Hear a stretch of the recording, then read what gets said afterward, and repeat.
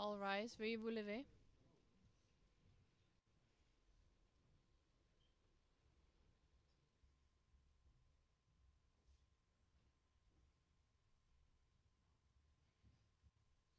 Please be seated. Veuillez vous asseoir.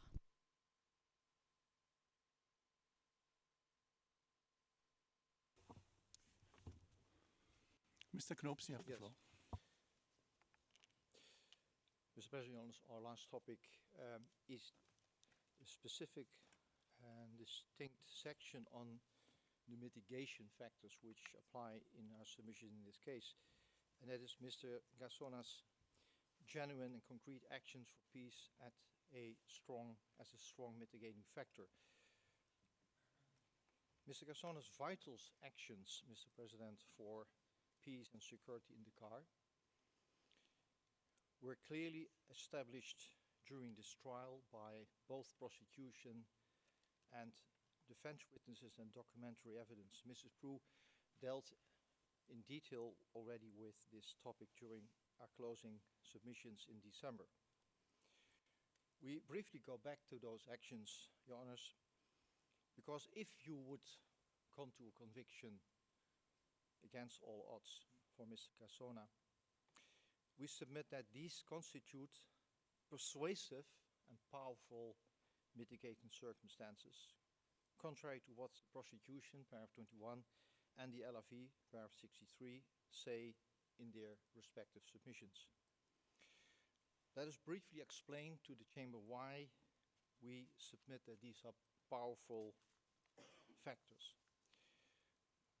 The reality was and is in this courtroom that in the face of escalating violence between Muslims and non-Muslims, Mr. Gassona did everything to stop that violence, as the evidence has shown.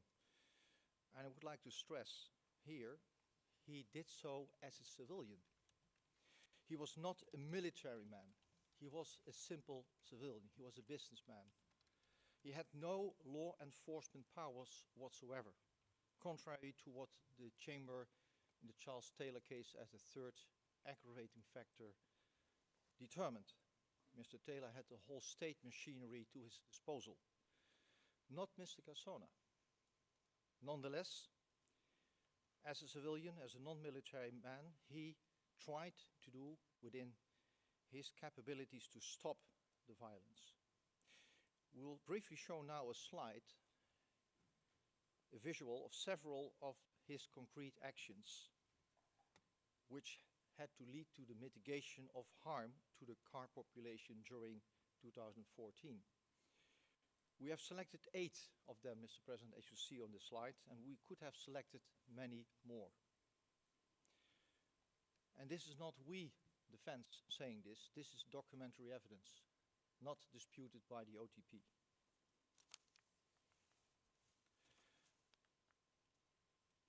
As you see on the next slide, which we show you now,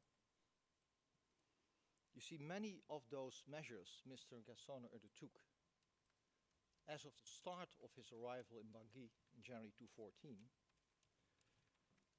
Many of those measures, and we have selected on this slide 5 of them, were identical, Jonas, to those adopted by the transitional government and the international community. There's evidence that Mr. Gassona even sent these proposals to the UN and several ambassadors in the world.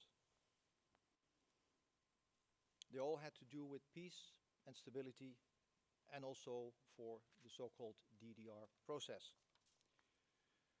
Johannes, this adoption by the government and the international community of at least those 5 measures, which were also proposed by Mr. Gassona, confirm that these measures indeed were genuine and concrete and were not done, as the prosecution suggests, to camouflage bad faith on part of Mr. Gassona.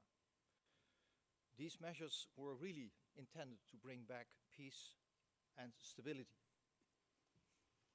The evidence has especially shown in this case, Mr. President, that Mr. Casona directly after arrival from his exile in Cameroon started to implement them. After his arrival in January 2014, he immediately took upon him to execute these type of proposals. We're not saying this ourselves, Mr. President. It is your witness, the Chamber's witness, who recognized, who acknowledged Ms. Catherine Samba-Panza. No one other than she came to testify before this court under oath. She herself, that Mr. Cassona's role was to bring social cohesion. We will now show you, and we ask you to look at this slide, her direct testimony that we cited already extensively in our closing submissions. But for the sake of the sentencing, you'll find here some of the remarks of Mrs. Samba-Panza when she testified before this chamber. Just a few quotes of many more we have here selected, this acknowledgement.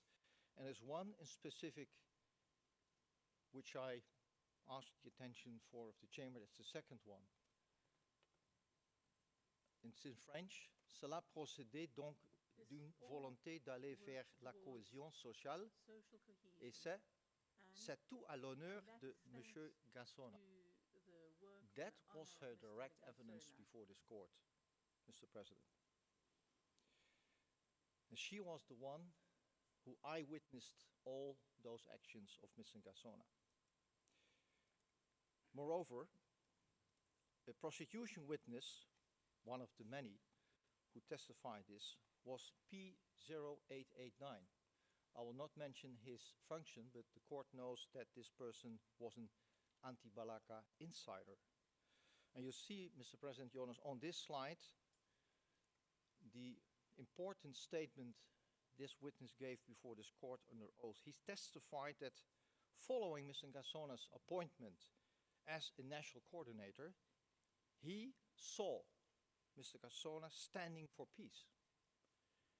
He says, everything that I heard from Gassona was talk about return to peace.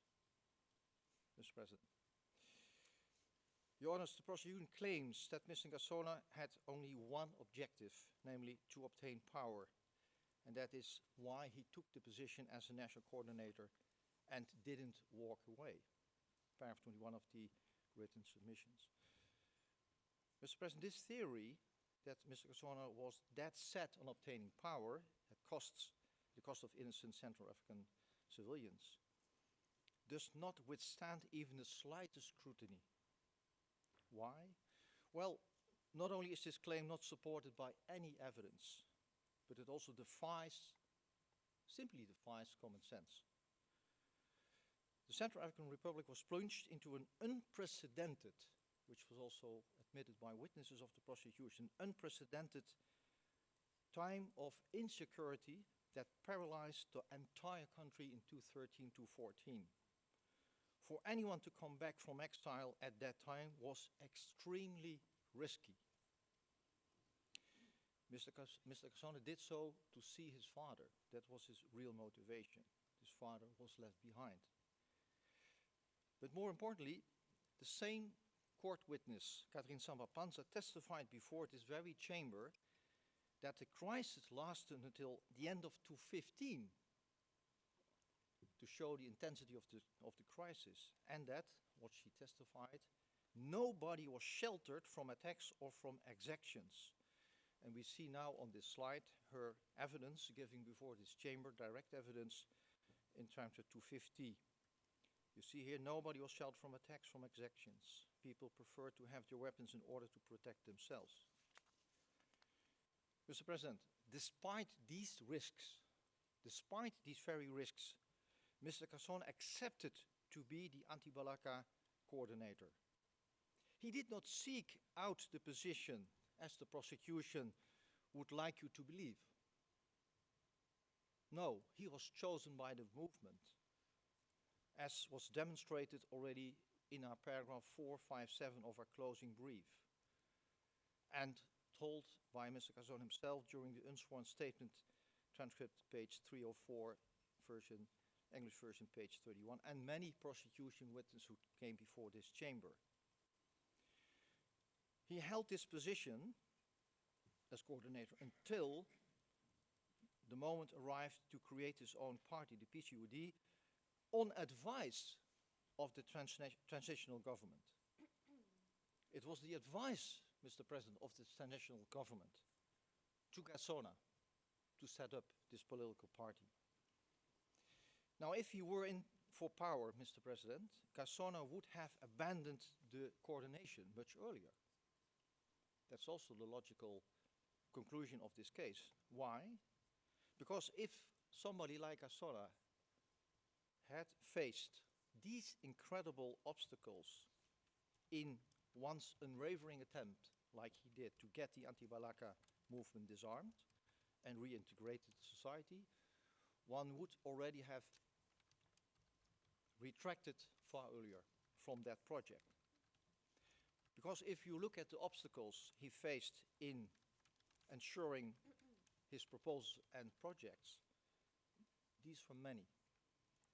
The first obstacle was the indifference of the transitional government and the international forces with regard to his proposals. First, the government ignored his proposal to billet the anti-Balaka and only the Seleka. Ample evidence produced in this court by also prosecution witnesses. Secondly, after asking the Seleka and the anti-Balaka what government positions they would like to hold, notably Ms. Samba Panza invited those positions, direct evidence before this court. The government refused to give equal government positions to anti-Balaka members compared to the Seleka counterparts. And we have heard evidence that the new government was predominantly comprised of Seleka members. Mr. President, we all know, based on the evidence before this court, that ssona was particularly targeted because of the fact that he was not capable of obtaining governmental positions for the anti-Balaka. He was blamed for it. When the government refused to give him a position or other members of the anti-Balaka, he became a target of the anti-Balaka. Catherine Samba Panza testified that Mr. ssona was not given a position because of his criminal record. And we all know that upon our examination by the defense of Ms. Samba Panza in this court, she backtracked and stated that he didn't have a criminal record, but there were some allegations, what she say, against him. But she was unable to even identify with any specificity what these allegations were about. It's to be found in transcript 251, English version page 108. But meanwhile, the court knows, Mr. Kokate and Mr. Demafut were given positions in the government despite their established prior affiliations with armed groups and their involvement in assassination attacks and armed operations. Catherine Samba Panza testified also before this court that Mr. ssona got angry when these proposals of him were ignored. Anger is, in this context, a unexpected reaction because these proposals were concrete and were made to have the violence ceased. Mr. ssona could reasonably conclude that the anti-Balaka's further descent into violence could have been prevented had his proposals been followed and implemented, which they were not. It's therefore not unsurprising that Mr. ssona was angry when he did not receive a governmental position, to which he was notably invited by the government at that time. Anger is also a normal response when you see people of dubious morality, like Kokate and Demafut, and character receiving positions in a government, whereas you, with good intentions, no criminal record, are refused on grounds that are unclear and unsupported. Now, Mr. President, I ask the Chamber, if Mr. ssona were in for the power, as the prosecution suggests every time, easily could have easily would have stopped working with Samba Panza when he was refused a government position. That would be logical. Did Cassona do so? No.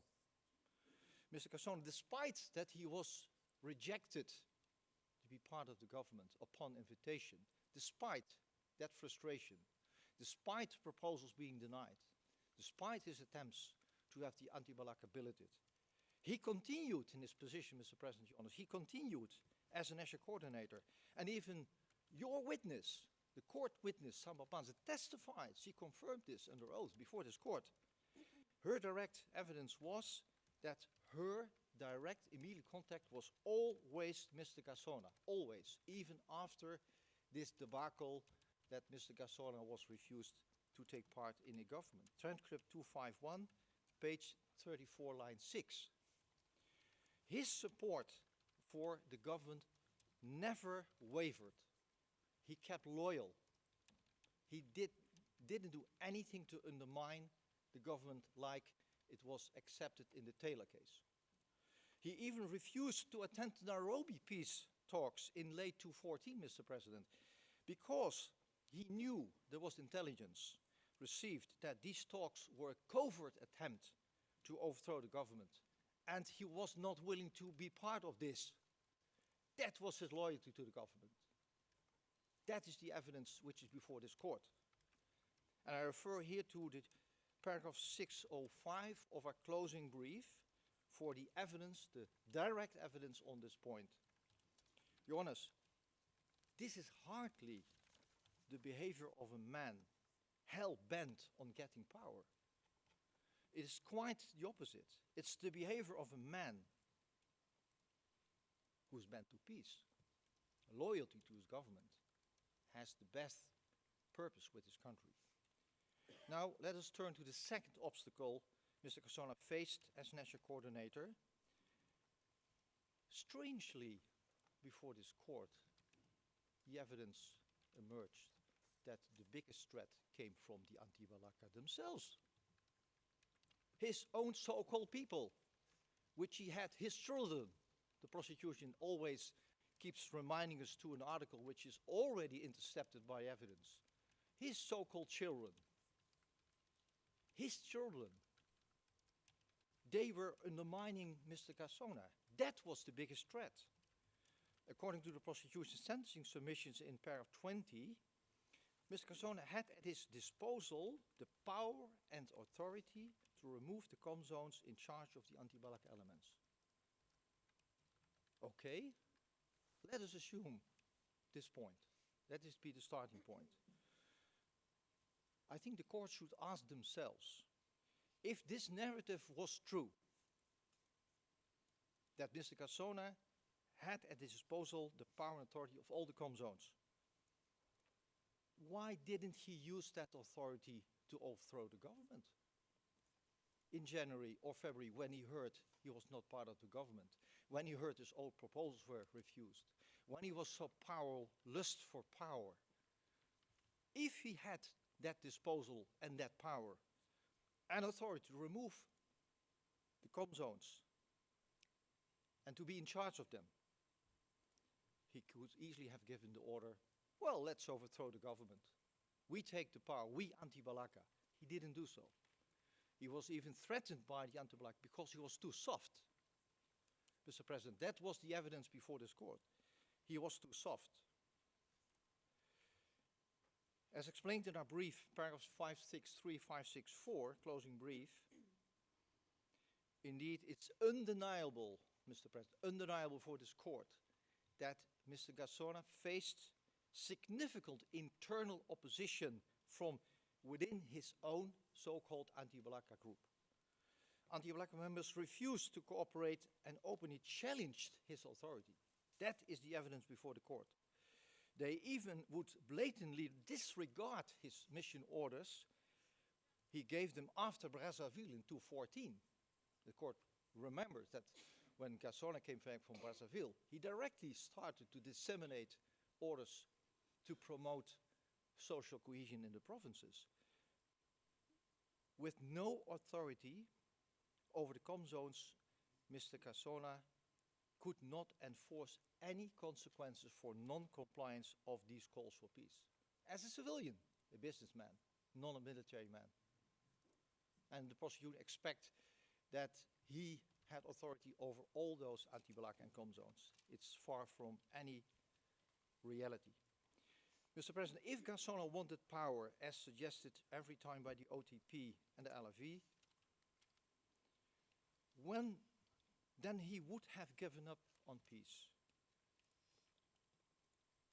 Because his initiatives were met with so much resistance from his own so-called anti-Balaka members.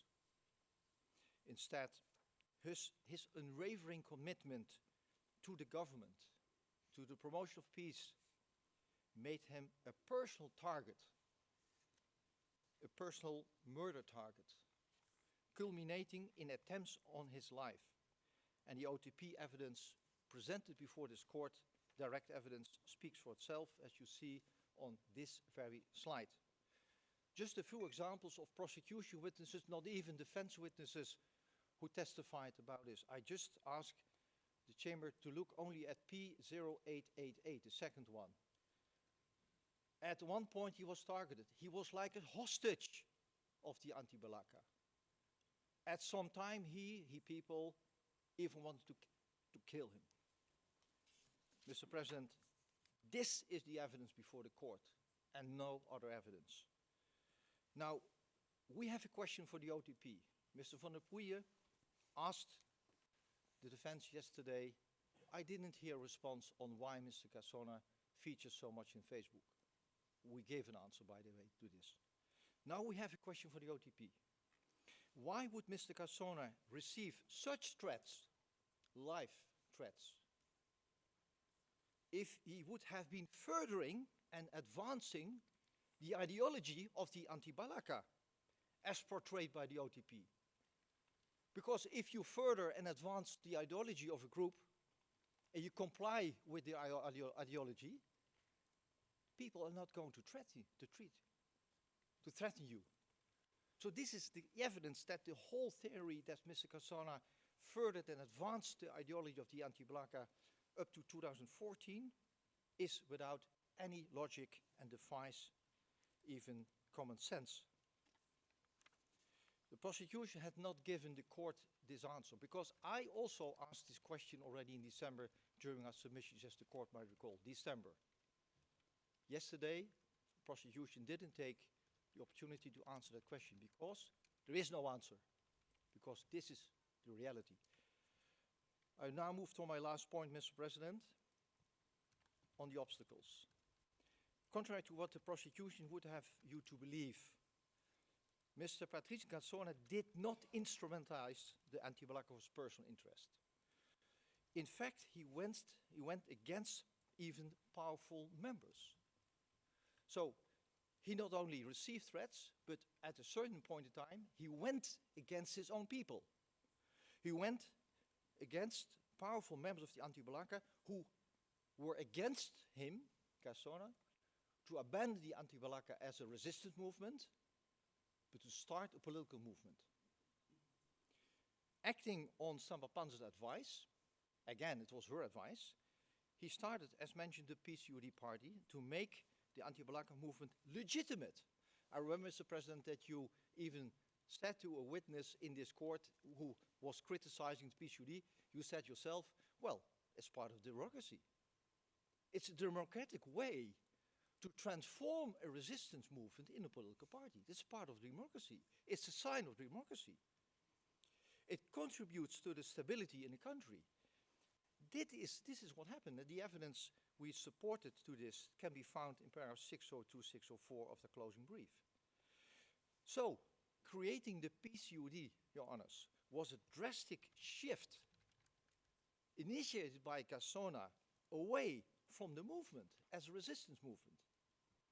Your Honors, very influential members of the anti-Balaka, as we heard before this court, did not support that drastic shift. Mr. Mokom vehemently opposed the creation of the party. He was strongly against this move of ssona. That created a shift also in the late summer of 2014. That led to the formation of another anti-Balaka faction, the so-called Mokom wing. Evidence before this court. If Mr. Kassona, Mr. President, was after power, he would have never created his own party against all odds, against the threats, against the opposition of people like Mokom. Since it completely divided the movement. If he were the leader, the leader lust for power to have the anti-Balaka continued, he would not have taken the risk to have the movement divided. Yet he did. He had no interest in the movement anymore. He said, this is the democratic way forward. And if it leads to a split, so be it. Peace and legitimacy were for him more important than power. And he was even too willing to accept all the sacrifices accompanied with it. We now show a slide, Mr. President. The evidence for this comes not from the words of the defense. This comes from the words of OTP own witnesses. Again here, P1193. Mr. Maxime Mokom fell out with Kassona because Kassona wanted peace and he wanted to change the movement into a political party. Prosecution witness. Before this court, T125, 889, 992. It's not our evidence, it's their evidence. They brought these witnesses, not we.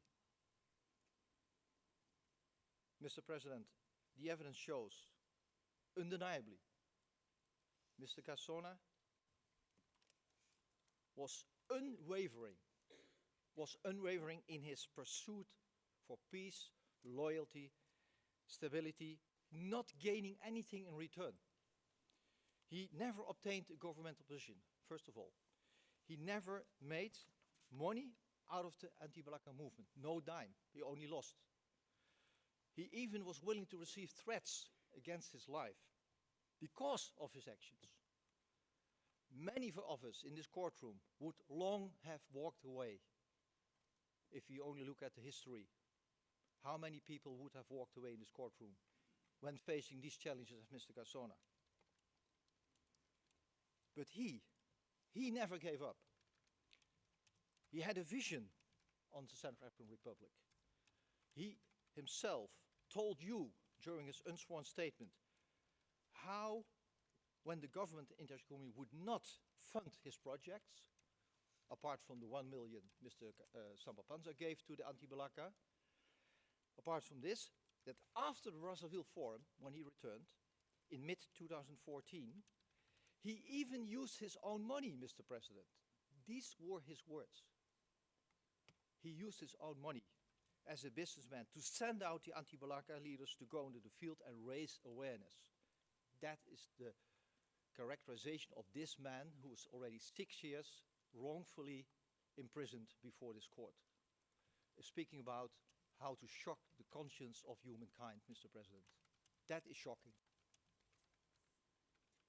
He himself went into the field. He went to PK9, Sekia, Kapu. Now, why would he do so? Why would this man go there without any reimbursement, without any interest? You can find it in the transcript 305, English version, page 6, lines 3 to 14. We give you the answer.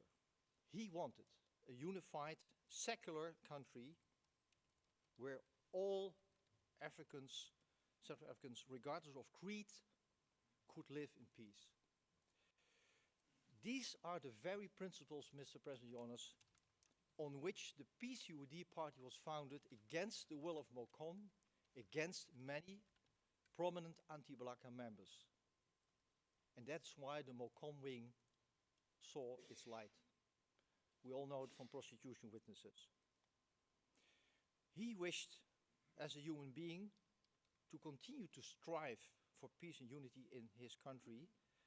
And once he's freed, as you heard from Ms. Pedroso, he will continue to do so. See also his own unsworn statement, transcript 305, pages 40 to 41. Mr. President, the prosecution yesterday referred again to the Taylor case to say that Mr. Cassona's involvement in peace should not be seen as a mitigating factor. That's page 29 of the English version, yesterday, line 11.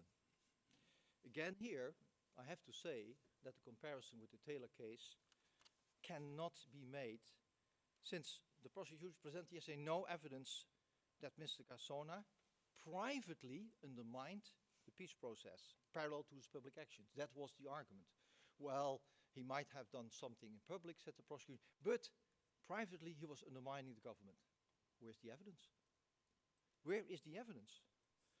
As you honors know and are aware, several OTP witnesses came before this court to say, mind you, that the situation in the country would have been far worse without Cassona. Not my words, prosecution evidence. If Cassona would not have been there, the country would have been in a far worse situation, Mr. President. And that's to be found, the evidence, in paragraph 607 of our closing brief. There you find the prosecution witnesses who did say this before this court.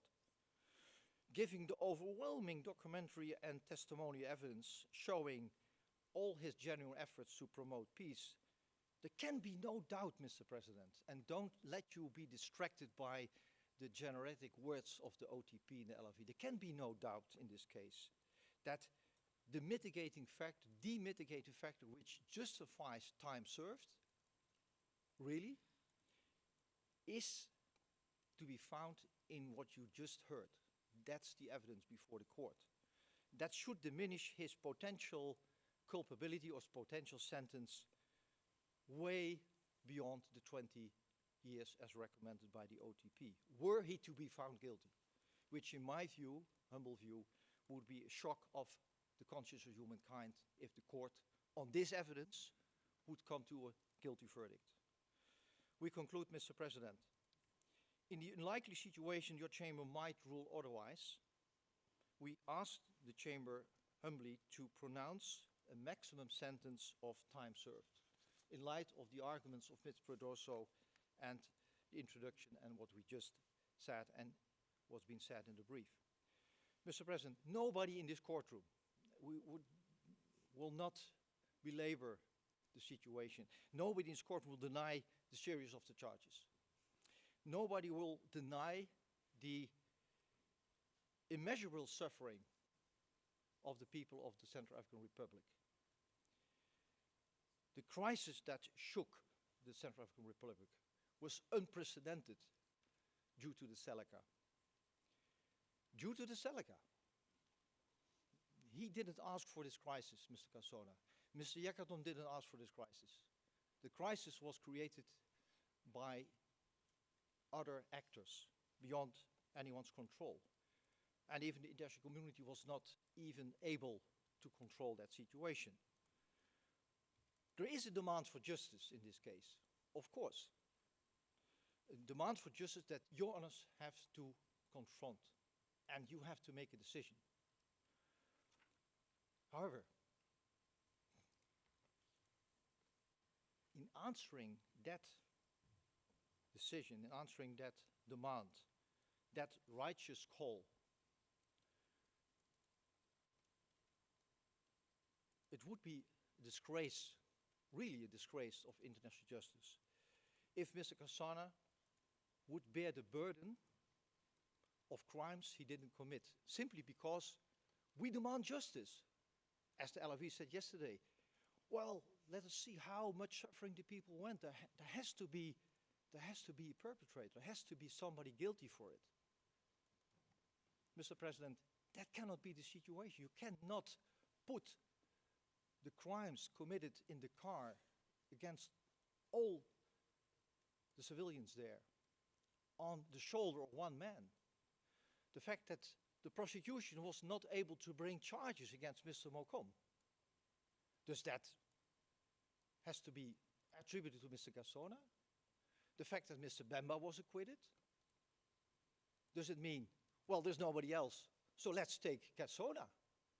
He's the one here with Yekatom. Somebody has to pay for these crimes. So these two gentlemen are now here. Why did the prosecution not bring Mocom here? Why were the charges withdrawn? Why is Mr. Bozizé not here? We have spoken the last 6 years only about Mr. Bozizé. What about Kokete, Demafoot? All these gentlemen who came here with false narratives, who lied before this court. Poussou, who lied before this court, to put the blame on this man. Evidence which was manufactured, Mr. President. And now he should pay for all those failures of the prosecution, of the failure of the justice system, because there's nobody else than Yekatom and Mr. ssona in this courtroom. Mr. President, if that would be the reasoning within this court, that would be a grave miscarriage of justice. Of course, the demands of justice can never be sacrificed on the altar of retribution. Revenge retribution is what my learned friends want. That might be a goal, but cannot go to the expense of an innocent man.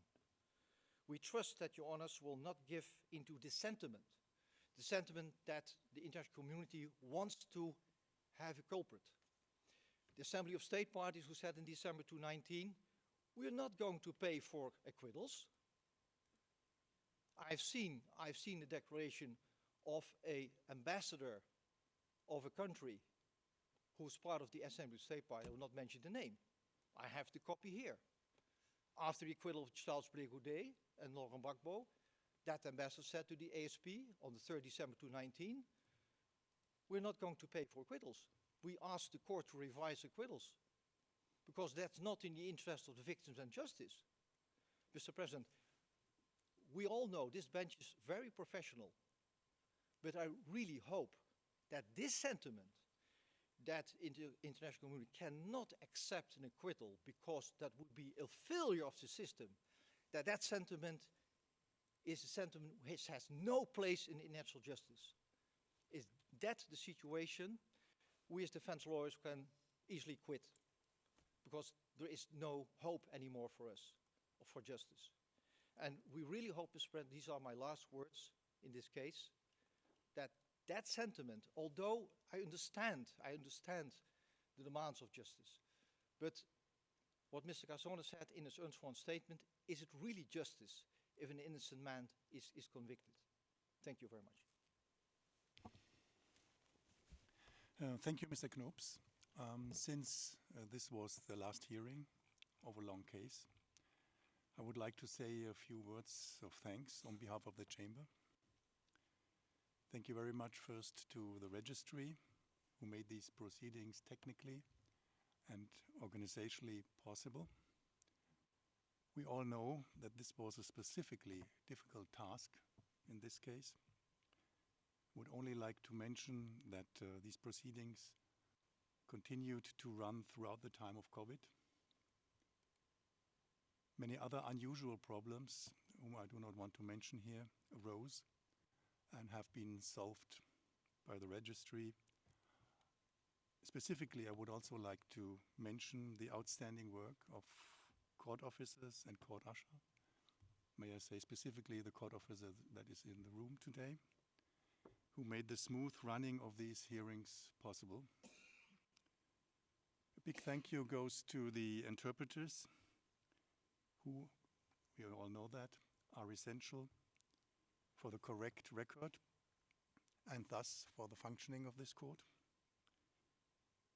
They showed a great reliability and also flexibility when the need for spontaneous translation arose, as well as remarkable indulgence with two fast-speaking counsel and judges. A typical, let me word it this way, courtroom disease, which occasionally affects us all. Last but not least, I would like to thank counsel of parties and participants on behalf of the Chamber, who showed throughout the proceedings an exemplary professionalism and also mutual respect towards counsel of other parties, despite necessary and inevitable differences because of antagonistic interests. We also, as a chamber, appreciate a lot the always respectful and impeccable behavior of Council for Partisan Participants towards the members of this chamber. The court is adjourned. All rise, veuillez vous lever.